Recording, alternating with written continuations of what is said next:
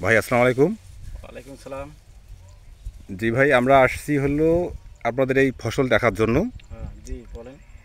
এই যে আগুন যে ধানটা লাগাইছেন, হ্যাঁ হ্যাঁ এটা মূলত আমি দেখতেছি দোলাই হাইব্রিড চিকন ধান, ওই হ্যাঁ হ্যাঁ আপনার সিনজেন্টাস 7 বা অন্য অন্য বিভিন্ন আকৃতির ধান এবং পাকা এবং আদা কাঁচা আছে, হ্যাঁ, অনেক ধান আছে। পাকি যাবে। তো এই ধানলা যে আগাম লাগাইছি, হ্যাঁ এইটা উঠার পর হ্যাঁ, আপনার হলো এই জমিটাতে কি ফসল করবেন? আমি এইটা আগাম ধান লাগাছি। আমি এই ধানটা কাটিয়া আমি আলু লাগাবো। আলু লাগার পর এই ধানটা আলু লাগার পর আমার আগত আলুটা উঠাইলে পাইলে আমার 2 টাকা দাম বেশি পাবো। এই জন্য আমার ধানটা আগুর করা।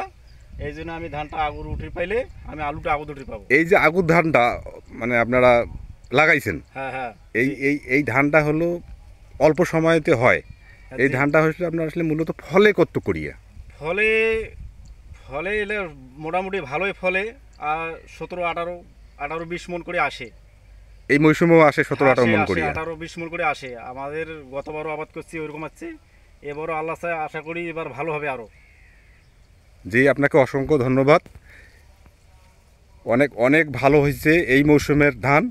কৃষকরা যদি কোনো বিপদ আপদ বালা মুসিবত রোগ বালাই থেকে মুক্ত পায়, তাইলে সুন্দরভাবে এই ধানটা আশা করি যে ভালো হবে। হ্যাঁ, মজুত করে ঘরে তুলতে পারবে। এই ধারাবাহিক পর্বে আপনাদের সাথে আমি আছি ডিএলএল চ্যানেল মোখলেসুর রহমান বাবু।